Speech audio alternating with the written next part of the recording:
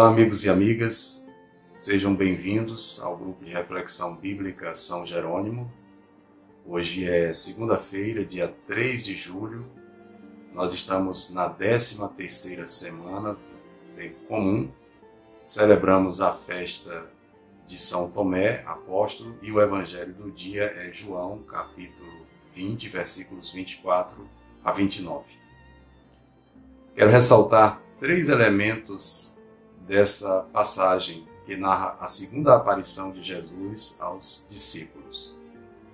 O primeiro elemento é o ambiente. Diferente da primeira aparição de Jesus, em que se diz que eles estavam trancados por medo dos judeus e o ambiente não é descrito com nenhuma palavra mais específica, agora, nesta segunda aparição, não se alude mais ao medo dos judeus e o lugar onde eles se encontram, João diz, é a casa. Nos evangelhos, a casa, quando Jesus está presente, é a igreja.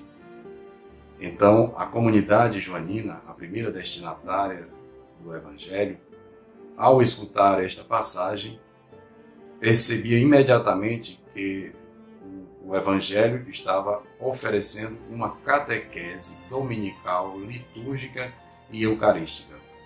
Jesus, vivo e ressuscitado, no meio da comunidade, no primeiro dia da semana, e esta comunidade é chamada a casa.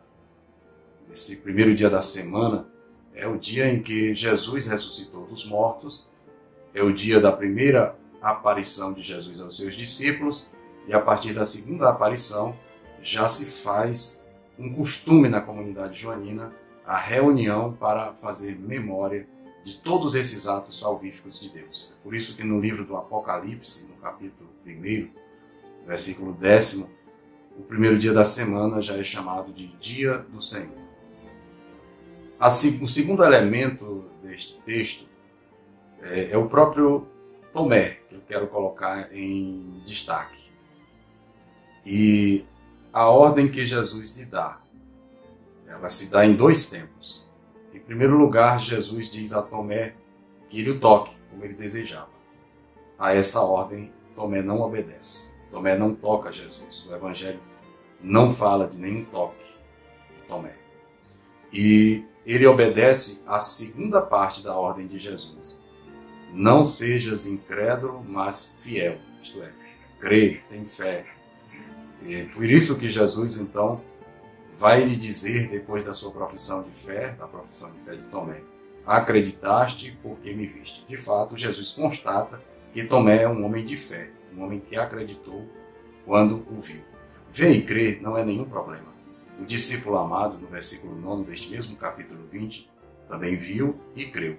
Porém, isto é para uma geração, para a primeira geração, é algo transitório.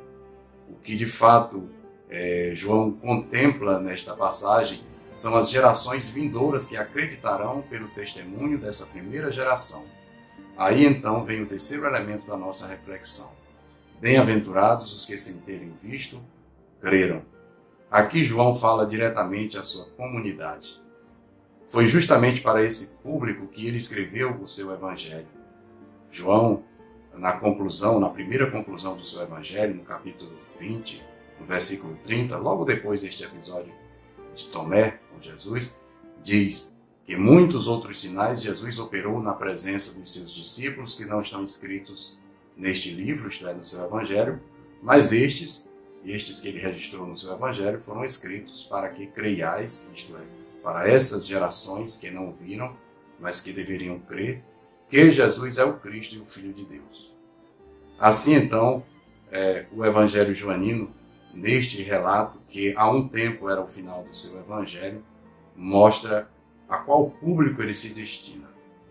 Faz eco a esta passagem do evangelho joanino, aquilo que Pedro diz na sua primeira carta, no capítulo 1, nos versículos 8 a 9. Assim diz o apóstolo Pedro: sem terdes visto o Senhor, vós o amais, sem que o vejais ainda, credes nele.